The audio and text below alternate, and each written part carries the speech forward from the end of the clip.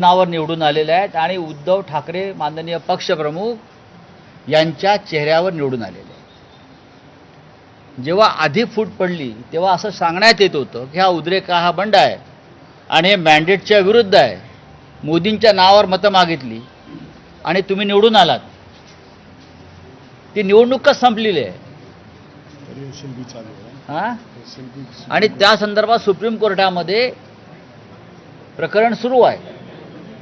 पण हे जे सुप्रीम कोर्टामध्ये प्रकरण सुरू आहे, पण हे जे खासदार किंवा हे जे आमदार किंवा अन्य कोणी मग तृणमूलचे असले तरी तिकडले हे खासदार पूर्ण सगळे अरविंदजी असतील, अनिलजी असतील, राजाभाऊ असतील, सगळे जी नावं तुम्ही घेताय ते आमच्या चिन्हावर आणि उद्धव ठाकरे यांच्या मेहनतीवर निवडून आलेले असताना कोणालाही अशा प्रकारे बेमानी करण्याचा अधिकार नाही।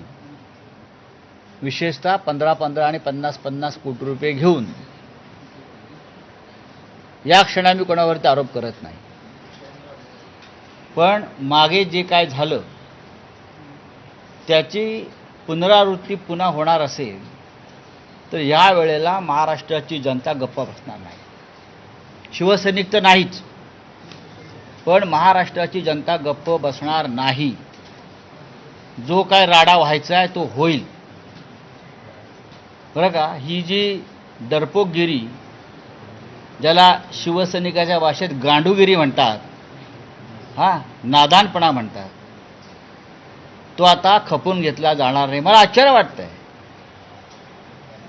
की हे आमची जी बैठक झाली मातोश्रीवर, काय तारखेला आपली तारीख 14 रविवारी, नियमित बैठक होती, त्याच्यामध्ये 4 खासदार उपस्थित होते।